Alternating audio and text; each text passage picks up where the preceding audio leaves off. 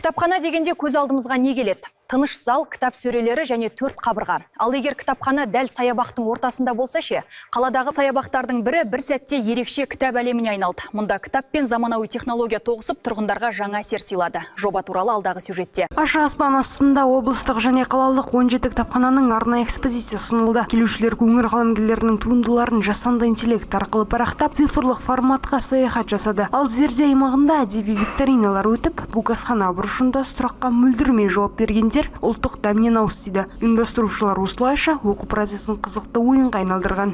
Бұл жобаның ерекшелігі біз тек қана кітапхана ғимаратында емес, бұны ашық аспан астында біздің тұрғындарға осы кітапты насихаттау, кітап оқитын ұлт қалыптастыру мақсатында ұйымдастырып отырмыз. Бұл жобаға бүгін күні Шоқан Уәлиханов атындағы облыстық әмбебап ғылыми кітапханасы, Қонаев атындағы балалар және жасөспірімдер кітапханасы, облыстық көзі көрмейді және әзіз көретін кітапханасымен қатар біздің қалалық 17 кітапханамыз атсалысып отыр. Жобаның тағы бір маңызды бөлшегі инклюзивті орта қалыптастыру. Көзі нашар көретін азаматтар үшін саябақтың шахмат алаңында Брайль қарпіндегі арнайы әдебиеттер мен тактильді аймақ жұмыс істеді.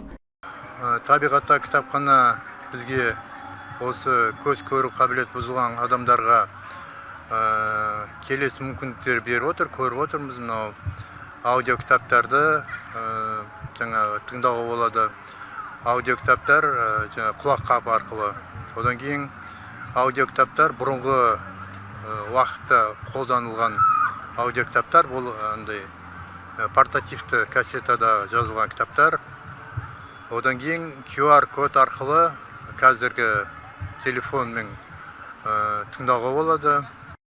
Мәдени іс-шара тек көрмемен шектелген жоқ. Кез келген тұрғын ұнаған шығармасын бірден оқырман формулярына тіркеп үйіне алып кетті. Ал жеке қорын байытқысы келгендер үшін саябақ ішінде арнайы кітап жәрмеңкесі ұйымдастырылып, отандық баспалардың үздік туындылары сатылымға шығарылды.